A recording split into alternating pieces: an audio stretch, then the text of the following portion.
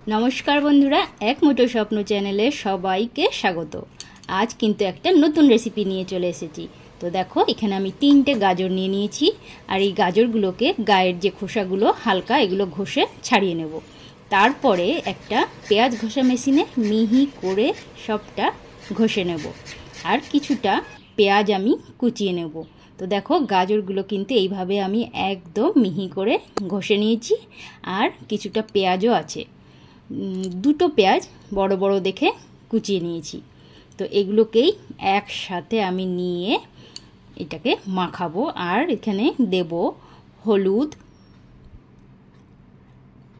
আর দেব 5 ফোড়ন, শুকনো লঙ্কার গুঁড়ো, স্বাদ মতো লবণ, আর 4 চামচ আমি এখানে বেসন দিয়েছিলাম।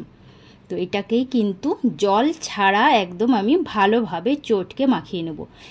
তো দেখো, এখানে জল ছাড়া পুরোটা আমি সুন্দরভাবে মাখিয়ে নেব। জল দিলে কিন্তু একটা জলসা ভাব হয়ে যাবে, তখন বড়াটা ভালোভাবে ভাজা হবে না। তো দেখো কত সুন্দর মাখানো হয়ে গেছে, কারণ গাজরের ভিতরে একটা জলসা ভাব থাকে, সেটাতেই মাখানো হয়ে গেল। এরপর কড়াইতে সর্ষের তেল দিয়ে তেলটাকে ভালো করে গরম করে নেব। গরম করে নিয়ে তারপর ছোট ছোট গোল গোল করে এখানে আমি শেপ করে বড়াগুলোকে দিয়ে দেব। আর গ্যাসটা কিন্তু একদমই আস্তে করে দেবো। আস্তে আস্তে বড়াটা ভাজা হবে। গ্যাসটা জোরে দিলে কিন্তু বড়াগুলো পুড়ে যাবে দুটো পিঠি, আর ভিতরে কাঁচা থেকে যাবে, কারণ গাজরগুলো খুবই জলসা আর নরম, তাই জোরে দিলে পুড়েই যাবে। আস্তে আস্তে ভালো করে কড়া করে ভেজে নিতে হবে, উল্টে পাল্টে একটু ধৈর্য ধরে ভেজে নিতে হবে। তো দেখো, দুটো পিঠি কিন্তু বেশ সুন্দর হয়ে গেছে। এরপর আমি এগুলো একে একে কিন্তু নামিয়ে নেব।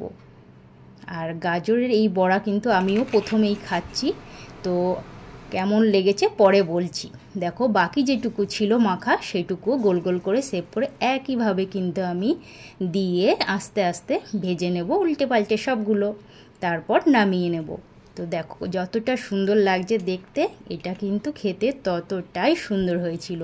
আমিও আগে কিন্তু এইভাবে গাজরের বড়া খাইনি, তবে আমার ঘরে বাচ্চারা গাজর খেতে চায় না, তাই ভাবলাম গাজরগুলো নষ্ট না করে বেশ ভালোভাবে দেখি একবার বড়া বানিয়ে খাওয়া যায় কি না। তো এইভাবে আমি বড়া বানিয়ে নিলাম। যে বাচ্চারা গাজর খায় না সেই বাচ্চারা এই বড়াগুলো এত পরিমাণে খেয়েছে, শেষে নিজেই ভাগে পায়নি। আবার বলছে আর আছে কি না, আবারও গাজর খাওয়ার চাহিদাও ওদের বেড়ে গেছে। বলছে আবার গাজর নিয়ে এসে এইভাবে নাকি তারা বড়া খাবে। তো ভালোই হলো, আজ থেকে কিন্তু কোনো গাজর আর নষ্ট হবে না।